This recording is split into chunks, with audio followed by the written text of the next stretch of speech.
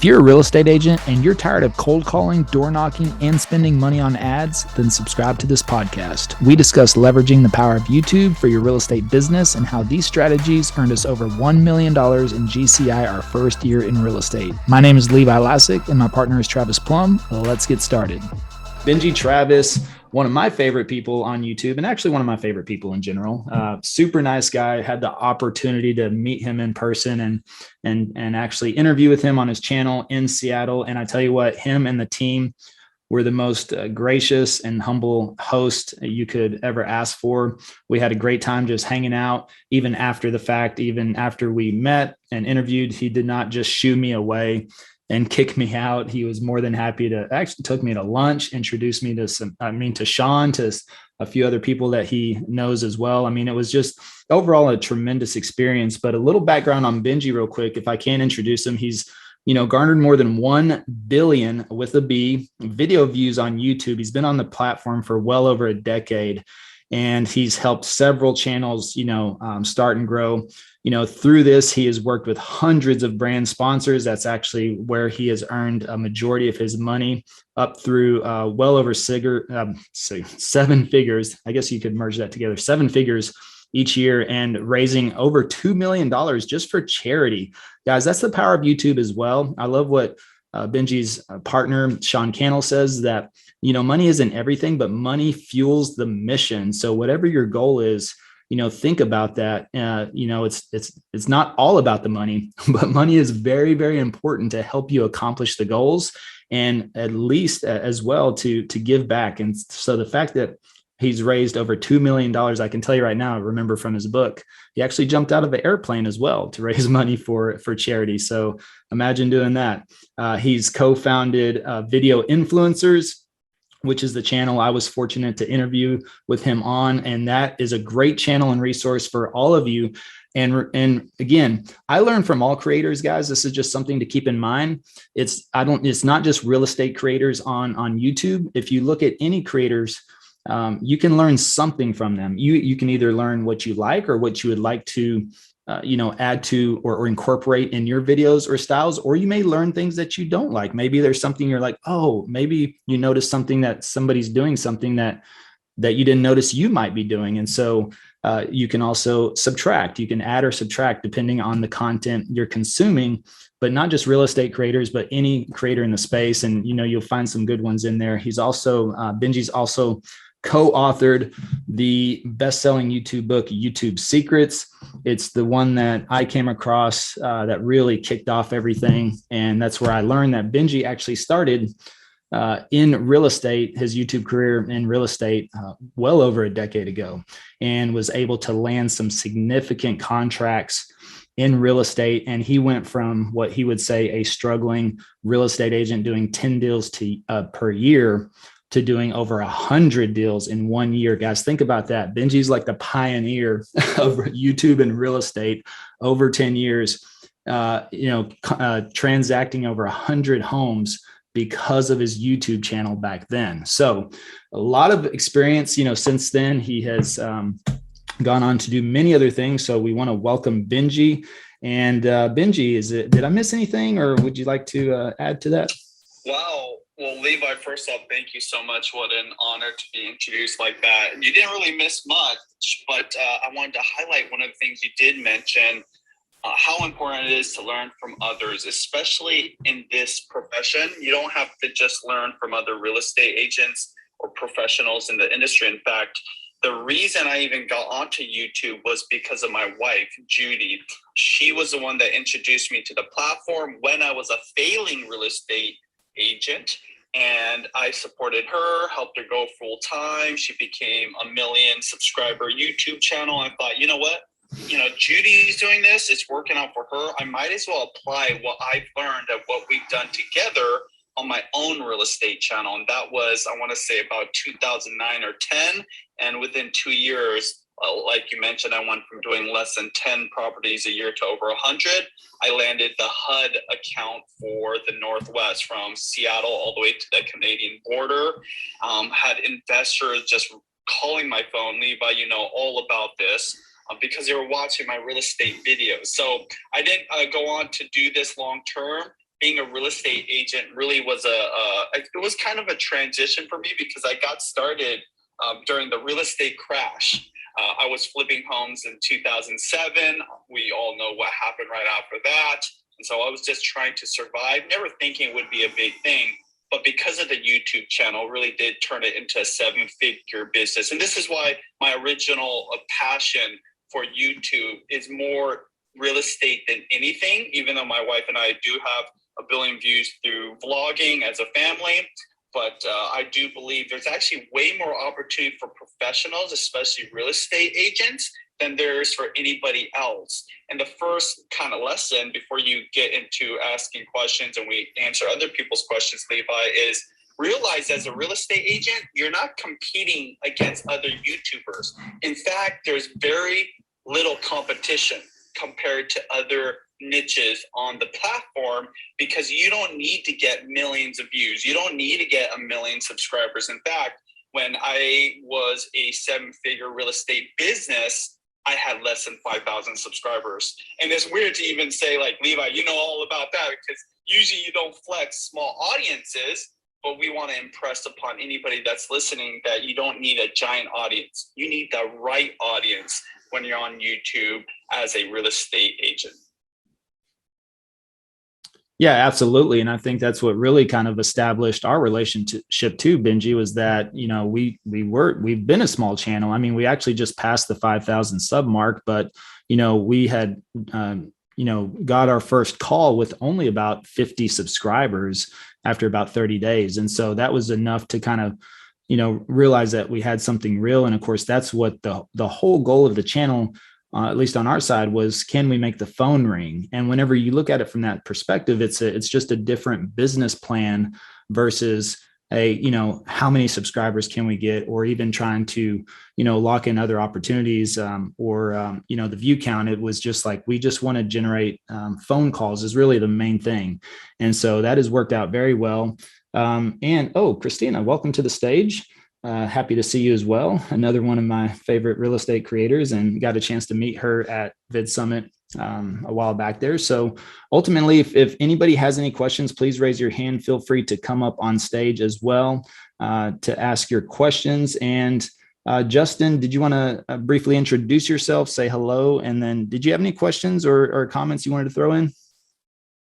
Hey, Levi. No, I really just came to sit and listen and learn, right? I mean, Christina, Benji, you've all taught me quite a bit through just proximity and watching things over time. And I'm going down the wormhole. I finally understand that watch time and retention and suggested thing, and hitting good numbers. So just happy to be here. No intro needed.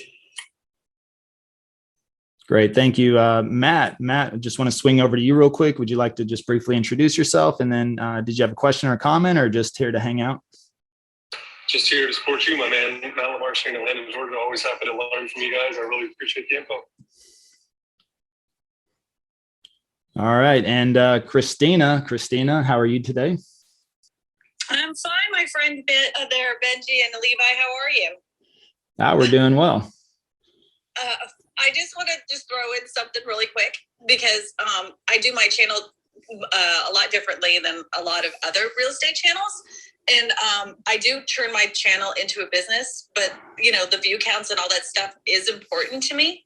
But I do it through a referral type style of business. So I don't have to sell houses. So that, it's a totally different way than trying to get leads for your specific area. Because I have a more national channel, I send out referrals everywhere. So that way I don't have to sell houses. So that can really work out for you too. And when I made that plan, I made more money than selling houses. That I just wanted to throw that out there.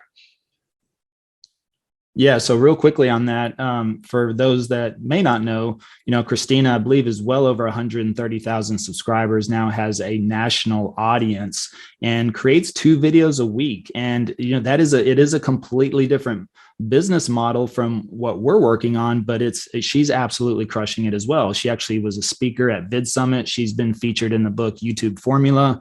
So really making a splash, not just in YouTube, but in the real estate industry as well. And that is one way to monetize on top of that, where she creates content, which is more of a general topic. She focuses on affordable housing. Of course, affordable housing applies to pretty much anybody anywhere. So covering that type of a broad topic, you're going to attract a much larger audience and a national presence as well, such as she has. And she works completely on a referral basis. It's a brilliant business model. I applaud you for that, Christina. So thank you for joining us. And Benji, I wanted to add, we kind of got in this conversation in a little bit earlier. I just wanted to talk with Benji here for a few more minutes, and then we'll get to Mia here in a second. Anybody else, if you have any questions, feel free to please raise your hand. This is definitely a great time to take advantage of Benji, Christina on stage as well. So, Benji, we were talking about earlier about valuations of channels. And I know this is not something people think about it, but as far as branding, and not necessarily just branding you, but in the real estate space, something that we've done with our channel is not necessarily tied to me personally. Now, clearly I'm the face of the channel as well, but we could introduce other real estate agents or bring other creators into the channel if they wanted to take over or I wanted to step out. Have you, seen this before, this type of business model to where it's not just really necessarily tied to the creator? Is that valuable? Is that something that people should work towards, or what are your thoughts on that? Well, absolutely. But the reason isn't initially because you want to sell the YouTube channel. The reason it's important to brand yourself as a business rather than just focusing on you as an individual is because, like you said, you don't always have to be the face. So when I started my real estate channel, I didn't name it after myself. I named it after my real estate business because I always knew the one weakness of being a YouTuber, and at the time that wasn't even a term, but my wife was a YouTuber. She was known because of her identity, is the fact that you will always have to upload videos versus if you have your business running the channel and that's what people know, then you can kind of swap out some of the people that's in your content. Yet you can still have traffic and leads to your business. You can still get people, calling you up for buying a home or selling their home. And I think that's initially the reason why. But yeah, if you ever have plans to sell your business, you don't want it to rely on yourself. That's just business 101. That has nothing to do with YouTube. But I do believe it's important for any entrepreneur to build a business around a brand for multiple reasons. On YouTube, I think that one thing that you and I both know, Levi, and anybody that started a YouTube channel, it takes a lot of time. One of the reasons why you meet a lot of real estate agents that don't actually work the business is because to research the topics, to come up with the video ideas, to record, to optimize. If you're editing, you could be spending hours doing that just every single week. And then uploading and then engaging. I mean, it's a lot of work. So thinking about how do you create something that becomes a machine that you can almost to a certain degree automate, I think is really important. I've always thought this, and just to give a little context, I started my real estate channel in 2009 to 2011 when nobody was doing this. So when Levi says, "Oh, you were one of the pioneers of this," there really wasn't anybody doing it at the time. But these are the kind of thoughts I always thought about. Now, I didn't go on to sell my real estate channel or sell my business, but that's what I would have done long term. And that's when I launched some of my projects on YouTube. I'm always thinking about that as well. But there is power in the individual. If anybody goes to Levi's channel, Levi, people want to talk to you or people know you. So I don't want to take away from that and the need for that. But it is a powerful thing when you can have people coming to the channel and the value being the information, not the individual. Yeah, that's great. I think that's something that we've brought up in a few discussions as well in some real estate rooms, is that and it goes hand in hand with creating evergreen content. And for those that are not familiar with evergreen content, that is, if you think of an evergreen tree, it has its leaves all year long. So and so that's something where content is relevant all year long. Now, there's other ways to capitalize off of content, but ultimately it's the reason why even in in my channel, I don't say I'm a real estate agent. I mean, people understand that. It's in the description, of course, for compliance reasons, but I don't say that in the channel. And then also, I don't mention a brokerage either, because brokerages can change. The brokerage that I'm with now could go out of business tomorrow. We know anything can happen at any time. So, and that's another reason why we don't embed content on the actual video, because you can't necessarily edit a video. You can actually, but you can't always edit your description. So if phone numbers or emails or anything like that ever change, you have the option to adjust that. But also, I think we position that from the get-go for that reason, because if the channel becomes a sellable asset, which it can be, and if I do step out, if other people contribute content to it, it'll always be relevant. And the reality is it's not just sellable to a real estate agent. A mortgage professional could buy the channel necessarily, because the content is relevant to Dallas in general. And so that's an opportunity as well. But also, if brokerages change, people can change the phone numbers in the description as well. So that's a completely transferable asset to somebody else, which is an opportunity. Now, I'm not saying that we're positioning ourselves for that in the future, but at the same time, we always want that option. And that's something we were at the Tom Ferry Summit this last week. And Tom Ferry made a very big deal about this, that teams, their brands are becoming extremely sellable at this time, especially in this type of market where it's very competitive. The ones that have the strongest presence and the biggest brands have opportunities for multi-million-dollar buyouts for their team. The teams are very, very valuable. And he said that if you're not on a team, then you're going to be missing out, especially in the beginning, or if you're not starting a team, you're really going to be missing out. And then Christina, you had something you wanted to add? Because I don't want people to get this twisted. You need to ask your state's broker, because some states require that you must say the name of the brokerage you are representing. Some states require that. Another thing too is anywhere on your banner, please put the fair housing symbol anywhere. I mean, it can be as tiny as could be, but just put that on there so you stay in compliance, because it's not anywhere else you can put it. So just put that in the banner of your channel, just so you don't get in trouble. Perfect. Thank you. Mia, did you have a question you wanted to ask for Benji or anyone else on stage? Yes, it's not a question. It is a comment. I just want to say how much I appreciate you, Levi. I was making little goodies and putting love packages together on Saturday night and sat there and just kept clicking and watching your videos. Actually, it was Sunday night. I'm sorry. And Benji, I hate to tell you this, but I go to bed with you every night. I put your book on and I have to start at one chapter and I hear probably, I don't know, half an hour, 45 minutes, and then I'm out. It's not that you're boring, but I want to absorb everything. And so I just keep reading, or not reading it, the audio book, and then I also have the regular book. And Justin, I appreciate you too, and all your insight and information, and I try to juggle between everybody's rooms. Thank you so much. That's all I have to say. Well, I'm honored and not awkward at all. That's the whole point of the audiobook. And in fact, brings up some points I want to mention here. Again, thank you, Mia.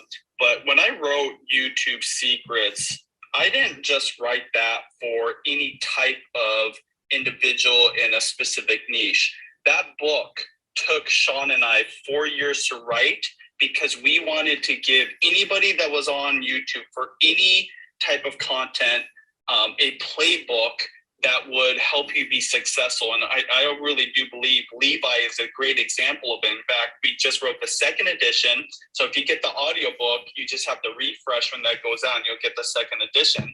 Levi is one of my favorite success stories because, again, I do believe that whether you're Christina or a Levi, whether you're getting 100 views or 100,000 views, YouTube can work for you.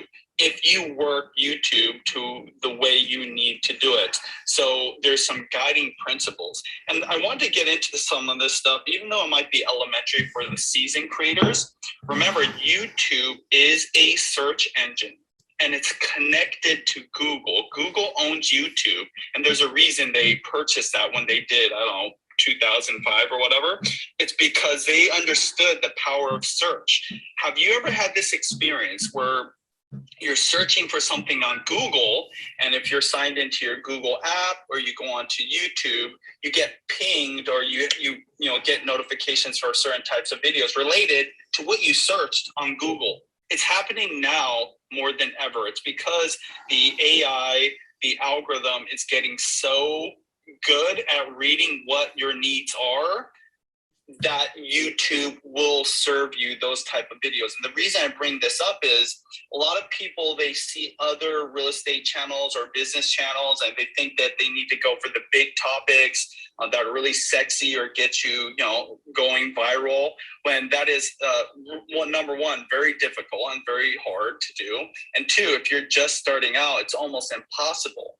But what you can accomplish is serving a need somebody has specific to your neighborhood, to your city, to your community, to the area that you serve as a real estate agent, no matter how focused it is. So, a lot of Levi's videos focus on different neighborhoods in the Dallas area. I personally don't even know them. But it doesn't matter because he's not creating those videos for me. He's creating those videos for people moving to Dallas. So if you just think about what are all the things people type into, not just YouTube, but even Google, and you revolve your video ideas around that, you're already ahead of the curve because you're skipping all these other ideas that people are trying to do.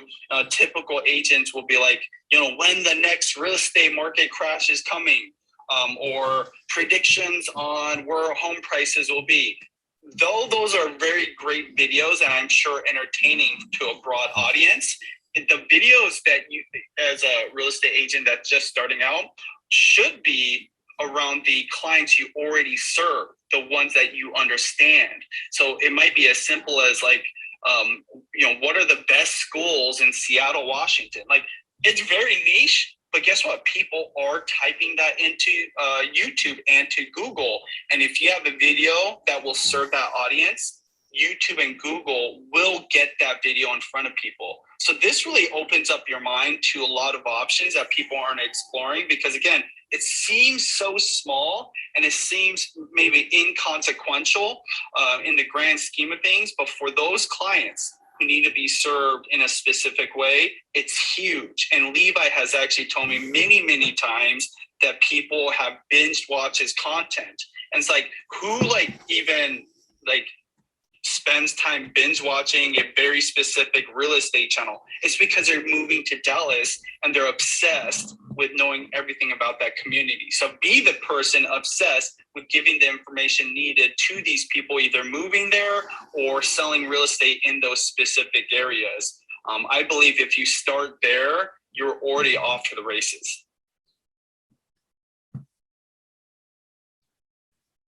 Yep. No, that was great. Yes, we caught all of that. That was great feedback there. We've got a few more people on stage. Marina, how are you? You are in the Dallas-Fort Worth area and a future YouTuber yourself. So would you like to briefly introduce yourself? And do you have a question or comment for the panel? I do. Thank you, Levi. Yes, I am Marina Franco. I am in the Dallas-Fort Worth area and working on doing some YouTubes right now. So it's funny. I guess what the question is based on search, keywords, either keywords anywhere or TubeBuddy. You're doing a search for kind of what's going to be the most searchable word. Are we putting that in our thumbnail? Are we putting that in the description? Are we putting that as a title? So if we have multiple keywords, like Levi, I know you have like moving to Dallas, moving to this, moving to that. Where are we putting those keywords so we can get the best search results? Benji, you want to go first? And I know Christina has a different perspective as well. Sure. Well, there's so many different strategies here. Marina, what I would do to kind of help you get the right answer is, Who is it that you are going to serve? What audience do you want to discover you? And what are the words that are important to them? Now, from a basic level, optimizing the video, you can always put this stuff in the description. You can put it in the tags. Those are places that YouTube offers for you to give it data. In fact, this is kind of a myth. People think that tags are irrelevant. For channels that have built authority and have been around, that might be true. But YouTube has said to me directly, these are people that work on the algorithm, that tags, description, all those, the meta information is important for a new channel. So you want to put all that there. In terms of your video, the thumbnail, the title, whatever the topic is, that is actually what's most important. And so if you're talking about Dallas, Fort Worth real estate in the video, that's already giving YouTube a lot of information. Realize that they're scrubbing these videos both for images as well as audio cues. So if you're talking about something really specific, in terms of the title and the thumbnail, it really has to do with what is it that this video will accomplish with for these people that are watching, and that's going to influence the kind of words that I use. For example, if you're like,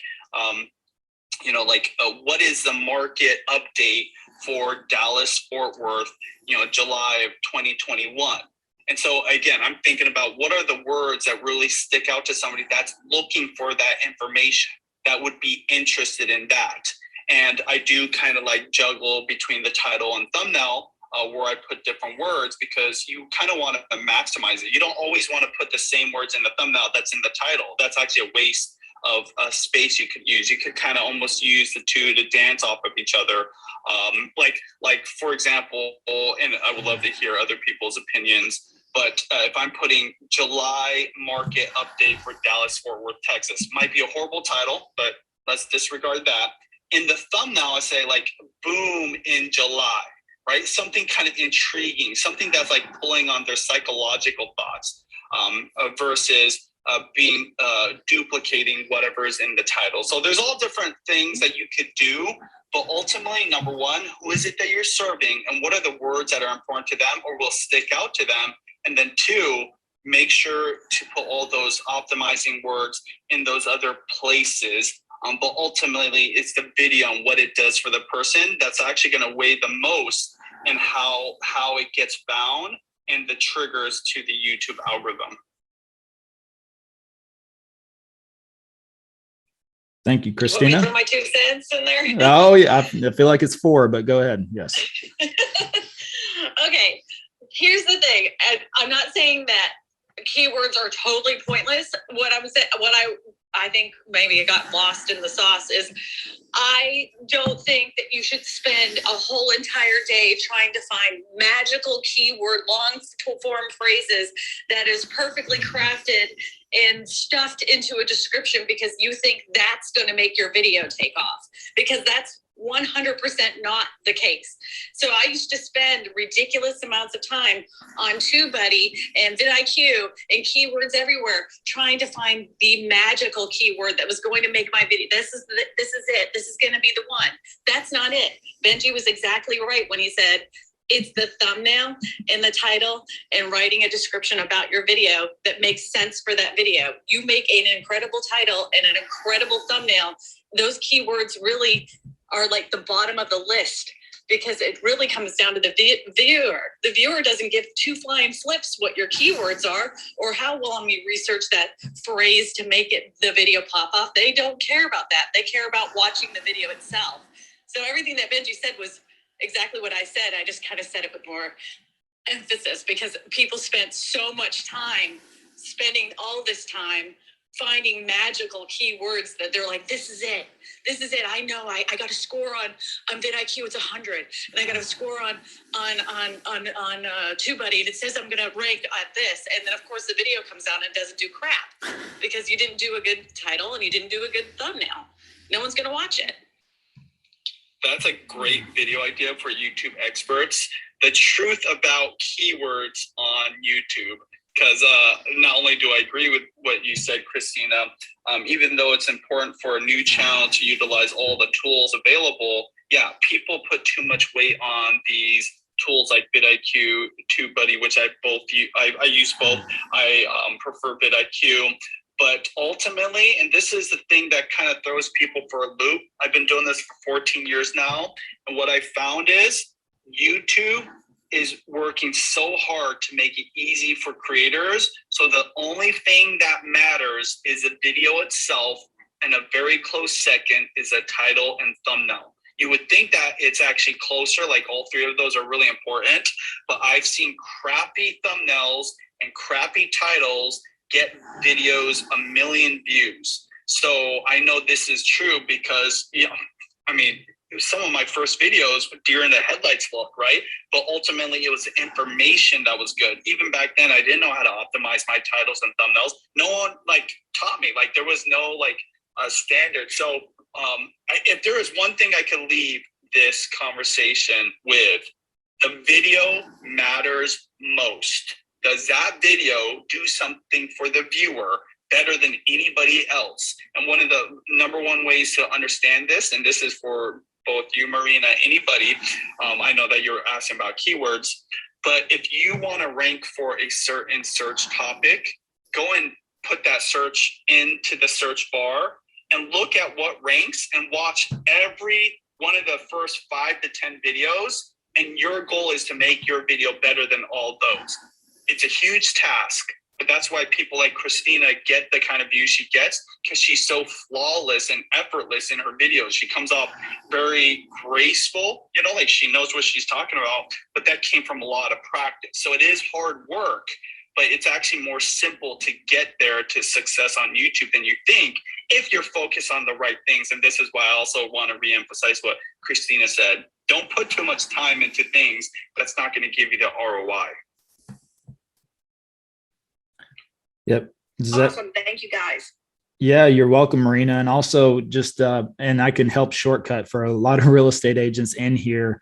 Your keywords are Dallas, Texas. It's Frisco, Texas. It's the Colony, Texas. If you're focusing on suburbs or areas around your major city, those are the keywords. So ultimately, and I 100% agree with Benji. It's the video. Well, here's what I would say. The video is what keeps them coming back and what is going to keep YouTube feeding them. The thumbnail is the first impression, right? So you only get one opportunity to make that first impression. Daryl Eves talks about this in YouTube Formula, where I think you can process an image 0.77 milliseconds, which is basically 77% of a second. So that's how fast your eyes can process an image. And so he says that is, 70% of the battle on YouTube is whenever people are scrolling or they're going through, just scrolling through there. The thumbnail is definitely going to catch attention, especially if they're certain. Now, if they search that topic, they search your area, Dallas, Texas, or Frisco, Texas, then they're going to be presented with thumbnails that will pop up that most people are finding or viewing. That's the thing, is that the view count may not necessarily matter, because we definitely pop up more, even some videos with hundreds of thousands of views. And maybe we only have sometimes hundreds or barely 1,000 or 2,000 views on a video. But also our videos could have longer view duration, or it's just something that is appealing more to the audience. And so they get served up a lot more. So, thumbnail, I think people will search. I think that is very critical in the beginning. I completely agree with what Christina is saying as well. But in the beginning, when you're a small channel or you have 0 subscribers, to me, the easiest way for you to be found is through search. And so that does matter, in my opinion, to where you want to focus on the suburbs. And this is where we've talked about, you do want to search and find out what are the most popular or most searched suburbs in your area. So, Frisco right now, for Dallas, Texas, for example, Frisco is the most, maybe the most popular, what most people ask about, but Plano is actually searched a lot more. So initially, if I want to be found quicker, I might make some more videos towards Plano to garner some search results. And then, from there, I can branch off into Frisco as well. So ideally, your keywords are going to be your suburbs. You might want to play around with titles a little bit, but ultimately your content is what is going to keep people there. And that's going to extend your view durations. People binge watch your content. And then that's what's going to tell YouTube ultimately that people are actually enjoying your videos, wanting to see more of them, and will allow them to serve them up. So hopefully, does that kind of settle everything there for you, Marina? Yes, thank you guys. One other real quick question.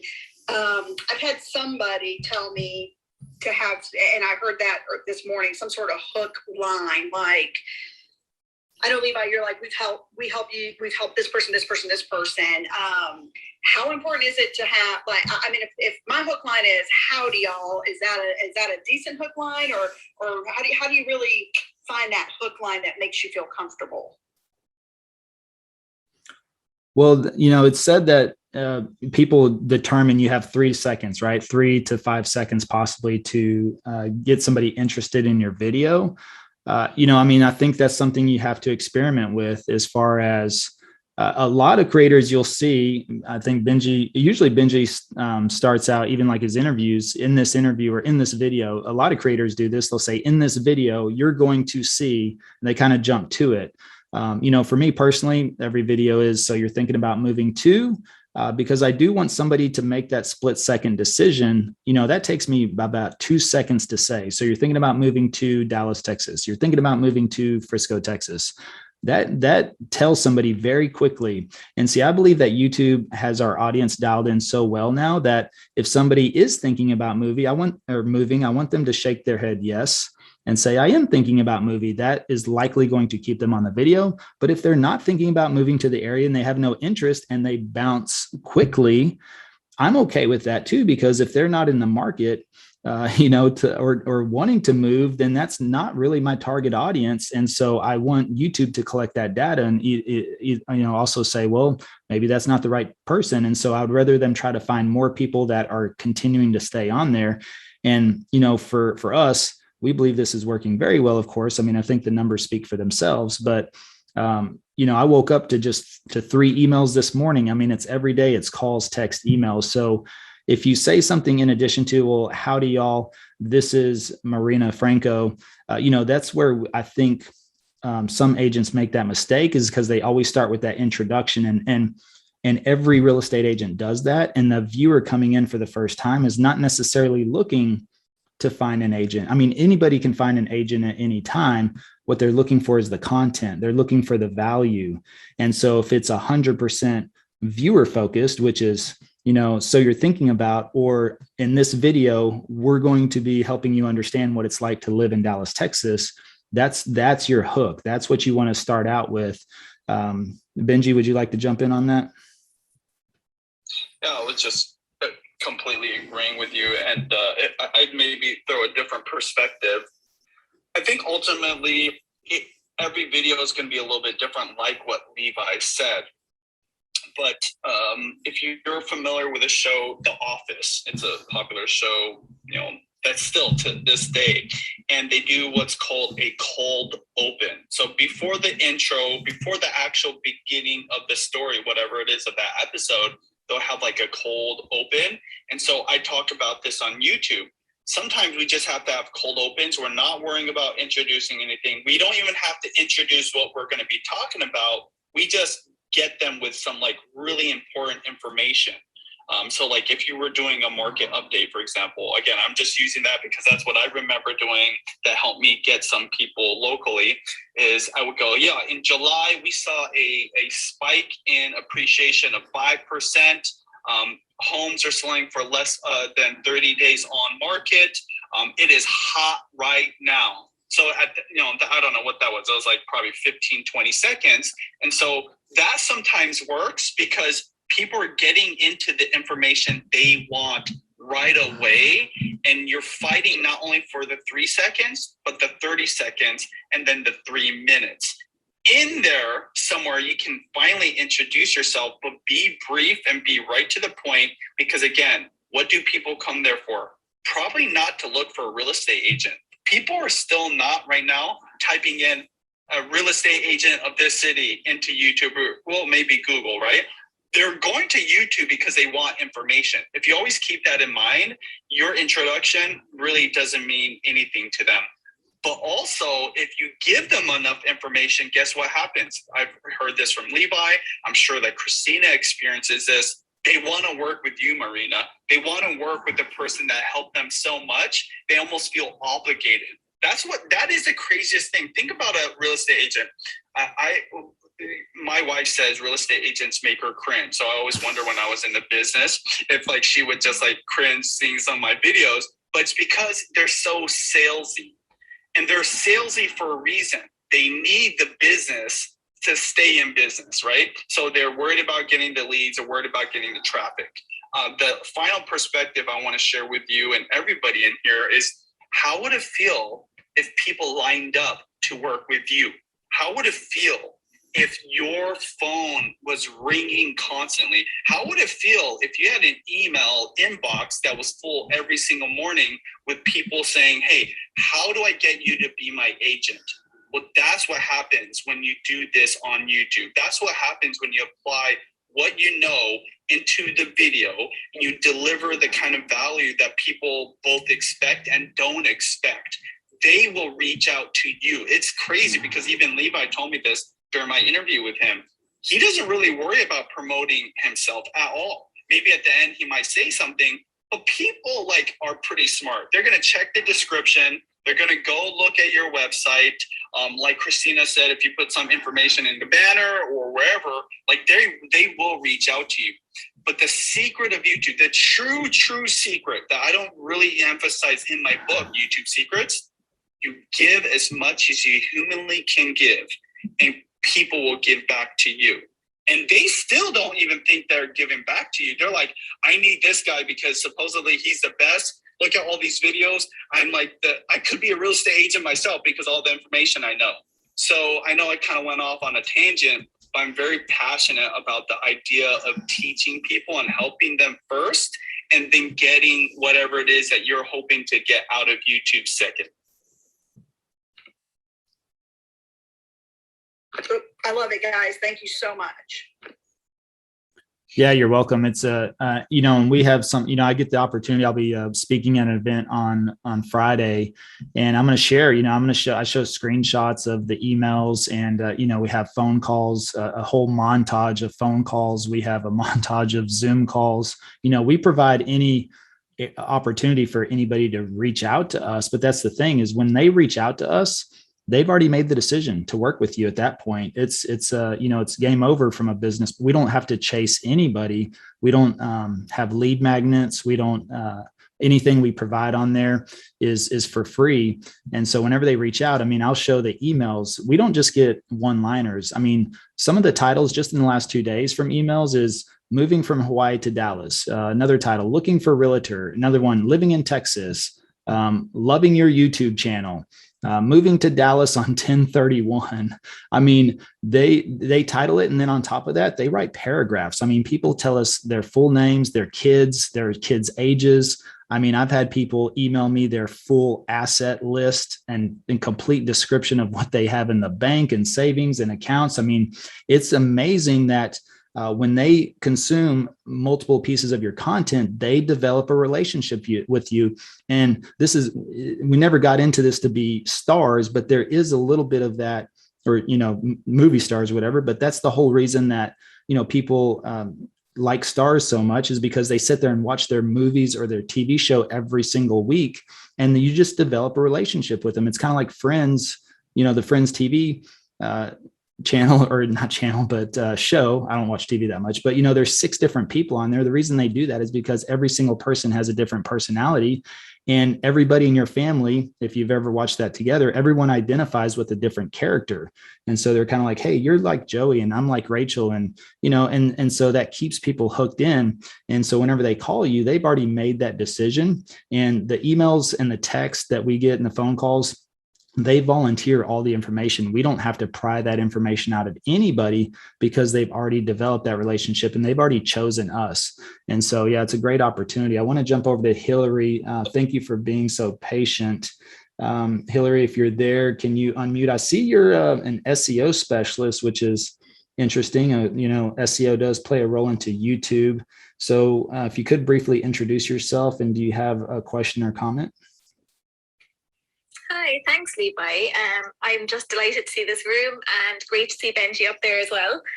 I kind of found Benji through Sean Cannell on YouTube at some point last year during the pandemic. So thank you for just being amazing content creators and being so helpful to the entire community as well. I was very curious about what you guys think about YouTube Shorts being featured in organic Google search results. I've just retweeted an article, so they've been testing this. They did a mobile test in 2020, and this month they've been doing a desktop test where there'll be a carousel of YouTube short videos showing in organic Google search results. So it'll be kind of top of the page. They'll also be drawing in, I think they have like TikToks can be drawn in. I think as well Facebook Reels will be, but Facebook seems to me not ready. So I think YouTube Shorts would be a really good way to go. And because I have clients that I work with, from loads of different types of industries, I've really been thinking about different types of businesses when it comes to shorts, if they are going to appear in search like this, and thinking, how can you leverage that? And it just strikes me in this room that for real estate, that could be a really, really powerful tool, that if people are searching, 2-bed apartments in a certain area or whatever, like 3-bed house, 4-bed house in this particular area, that you could potentially have reels showing up in search, or not reels, but YouTube Shorts. There may be reels as well, but for today's purposes, YouTube Shorts. Showing up in search that people can actually click into the carousel and, look at videos of the house or something like that. And I was just curious, is that something you've come across or you've thought of, or what would be your thoughts around that? I can take this one first, Levi. Hillary, thank you so much. And I'm so glad I was able to connect with you through Sean Cannell, obviously a good friend of mine, wrote YouTube Secrets together. And by the way, great example of the power of the algorithm, right? I didn't have to do anything. I didn't go out of my way. He didn't go out of his way. It's just through the algorithm and your interest, you found me. And that's what I would ultimately say when it comes to YouTube Shorts. First off, YouTube Shorts, for anybody that's listening and has never heard of it, that is vertical short form video. So that's 60 seconds or less. That's an up and down video similar to on TikTok. YouTube is now offering it through YouTube Shorts. And that question is it worth it to do YouTube Shorts because you might get featured on Google? Well, it is worth it to do YouTube Shorts, but not for any specific reason. It's because YouTube knows it's the future of content. This next generation, including people of older generations, are starting to get into this.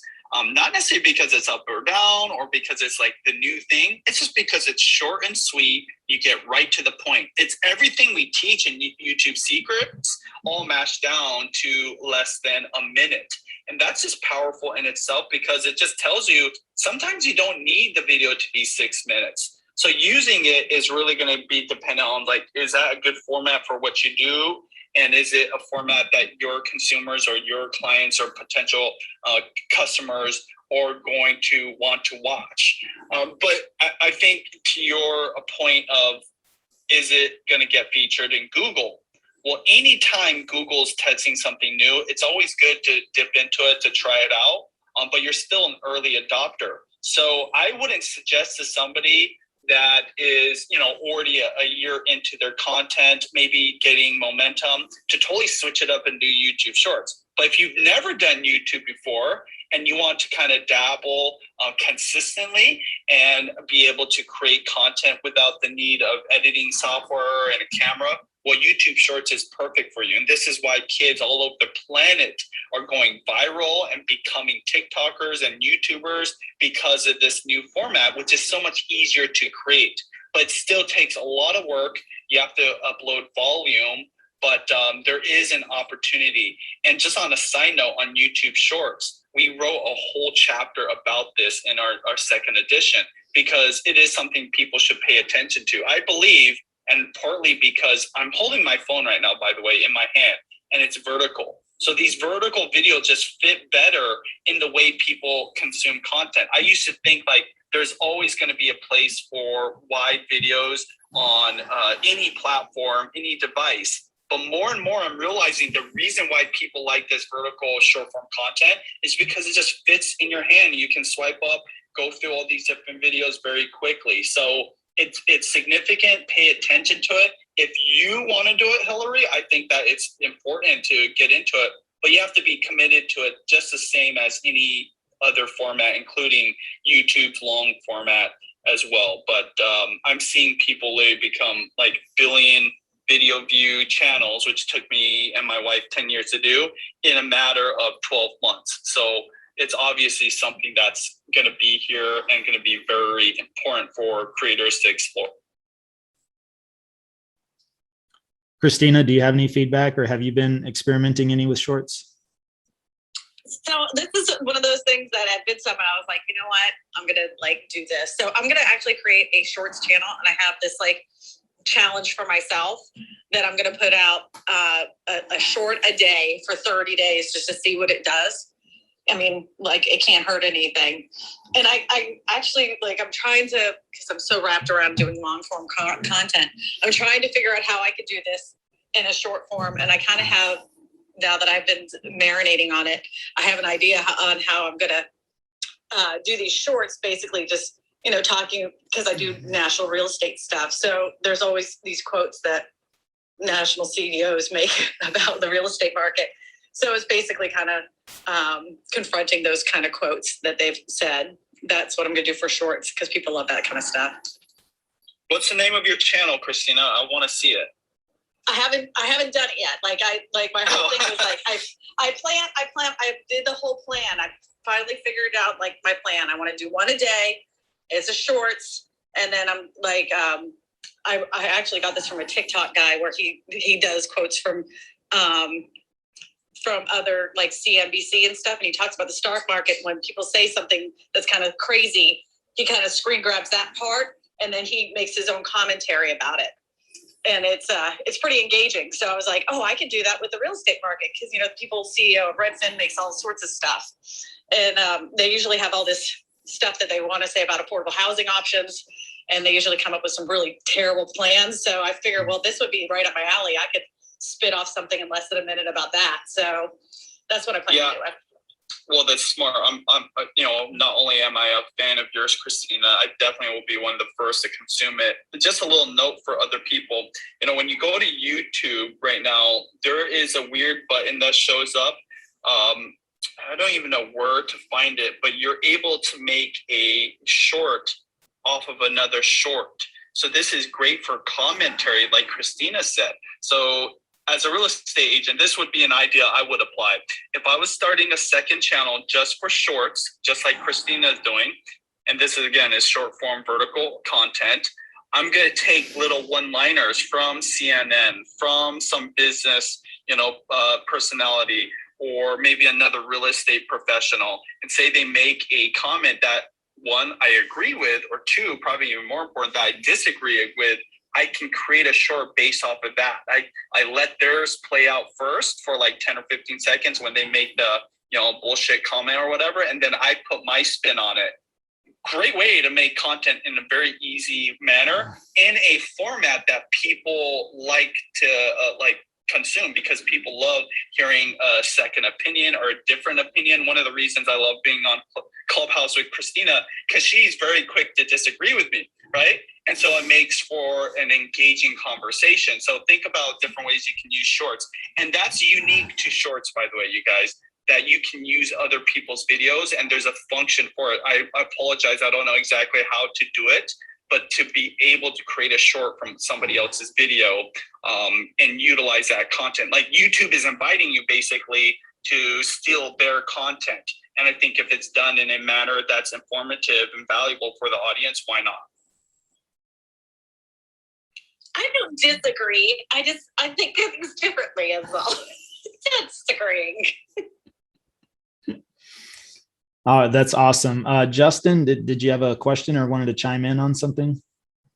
I was clapping more for both the idea that Christina had. I actually did a reaction video to a national article about our industry that was it was a hit piece, right? And I did it in a balanced way, and it's still probably one of my best videos, and I got more traction from that. So people love that content, so I love that idea, Christina. And then I was clapping for the discourse, right? Because the way she does it, the way I do it, the way Benji does it, the way you do it, we can all work together, right? We can put each other on. I always try and give my platform to the people that inspire me, but it's about community, where back in the day when you were doing something, you didn't want anybody to go follow anybody else because it was taken away from your audience. I mean, clap your mics, Benji, Levi, and Christina, if collaboration has helped you grow, right? Because I mean, it's done so much for me.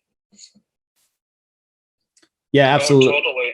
Yeah, absolutely. And I guess we'll kind of wrap up on this note as well. If anybody has any last minute questions, speak now or come up on stage or forever hold your peace. But yeah, Benji talks about this in their book, kind of like the tent pole. That would be a great way to capitalize off of shorts, is current events, to where you can clip out a little segment and actually provide your commentary, because, current events happening in the real estate market are generating a lot of opportunity. It's not an evergreen strategy, but it is a right now strategy. And if, in the beginning, if you're trying to gain traction or get some notoriety there, that's a great way to do that, is to capitalize on current events. Or, they talk about capitalizing on Halloween, which is coming up. And so if there's Halloween type of content out there, well, we're coming up on that holiday. So now's the time that you want to produce content around Halloween, but just realize that after Halloween, November 1st, that content is likely going to die or tail off quite a bit.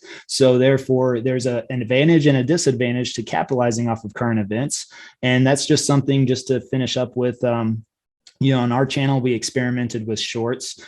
Christina, I'll say this. I think what I have seen in my research, a lot of the creators that have taken off, if you're looking to take off with the shorts channel, most of them actually publish 2 or 3 times, or possibly even more per day.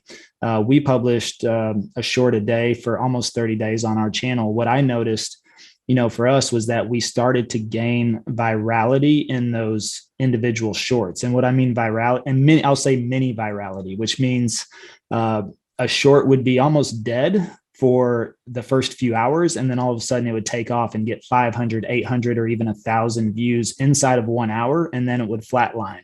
So that happened on several occasions on the shorts. Well, my concern is that we had been so dialed in on attracting our target audience and, for the channel, that I don't believe that short was reaching our target audience inside of that hour time frame. So it's almost like a mini viral moment. And for us, we're not looking for viral moments. That's not really the goal of the channel. And so if you know what your goals are and what your end game is, I think it's very easy to adjust your strategy or accordingly. And it's not like don't test things, and that's the thing, is I wanted to test it. But I had several discussions with several creators inside of these clubhouse rooms before we did that test. And then I closely monitored the results to see if it was going to provide the outcome that I was looking for. And what I just got the feeling was, in the sense, I didn't see any major damage to the channel or anything like that. It didn't derail us, but it just wasn't something I felt was probably great for our overall strategy for the current channel. So I believe that a secondary channel, for shorts would be ideal if we wanted to venture off into that, kind of like what Christina is doing. And that's just for us. Again, everybody, has a different strategy or a different goal. And so, it's okay to test things. I'll tell you this, I had 3 videos filmed for one neighborhood, and we had this discussion a couple of times. I asked several creators, even Benji and Sean and several others. I was like, well, there was a stat that came out that when a Netflix series comes out, 75% of the people binge watch it within 48 hours, the whole series. And so I thought, well, if I've got 3 videos on a particular neighborhood, should I release them all in one day, or should I release them every 2 or 3 days? And I believe Christina was actually probably one that warned me, give your videos time to breathe. Don't do that. I think she advised against that. But at the same time, I was like, well, you know what? I just want to test it just to see, because I had been doing it the other way for that time. And I will say, Christina was right. And so one video did well normally, as they usually do. The other two, it really killed the momentum for those two. Now they've picked up steam. Now here's the other point, is that all of those videos are evergreen. So again, this is something that Roberto Blake has talked about, that if you have an evergreen video, you don't have to worry about the initial takeoff, or does it gain all the views you need in the beginning, because if it's relevant, the right people will find that video when it's the right time for them to find that video. And so that's really what's most important. So with that, it doesn't look like we have anybody else coming up on stage. Benji, any final thoughts? I want to respect your time as well. Keep this pretty close to the hour here. Do you have any final thoughts you'd like to share with the room, or anything you'd like to add? For sure. Well, first off, thank you so much. It was awesome hanging out with everybody, seeing some familiar faces. One thing I've learned because of Clubhouse is how many success stories I don't know about. I'm privileged because I wrote YouTube Secrets with Sean Cannell, had that channel, Video Influencers, where I interviewed so many different creators that are, crushing it on that platform. But because of Clubhouse, I keep finding people like coming out of the woodwork. So if you're sitting here in this room and you've never started a YouTube channel or uploaded a video, or you're afraid to, know that there is hope. Levi, who's sitting right next to me, is probably one of the greatest success stories in regards to our book, YouTube Secrets. Obviously, there's other people, Christina, Justin, killing it, businesses. But the reason I bring it up is Levi started really like end of last year, the fourth quarter of 2020. And by the end of this year, he'll probably be a millionaire. And then what's interesting is I rarely meet people like him. He's very confident in what he does, competent. But, you look at his YouTube channel, you might not understand this is what's happening. This is why I love real estate as an industry, because you can make a lot of money and be very successful as an entrepreneur, but the surface level doesn't necessarily look like it. This is why so many real estate agents are flexing all the time. Their Rolls Royce, their gold watches, whatever, because they want to show off what they've worked so hard to earn. With YouTube, it's even more important to focus on the right things. Don't compare yourself to other people. Don't be intimidated, because ultimately it doesn't take that many views. Even if you're a Christina Smallhorn, right? I'm sure if she pivoted, she could do something like if she was starting over as a real estate agent and kill it when it comes to her local community and getting buyers and sellers. But her business model is completely different. There's so much opportunity. There's so many different options. We talked about YouTube Shorts, didn't want to overwhelm people, but there's so many different tools you can use. Just know that after doing this for over a decade, I actually think it's easier now to have a YouTube channel and be successful in whatever your business is, even as a real estate agent, even though there's a lot of competition. So thank you, Levi, for bringing me up here. Always love, sharing what I've learned and what I continue to learn from other people, including yourself. And I'm excited for the rest of this year and people planting seeds for 2022. Yeah, thank you so much, Benji. It's absolutely a pleasure to know you. Thank you, Justin, for your contribution. Christina, as always, great to meet you. Thank you for your contribution, and everyone else that had questions. Please feel free. Follow Benji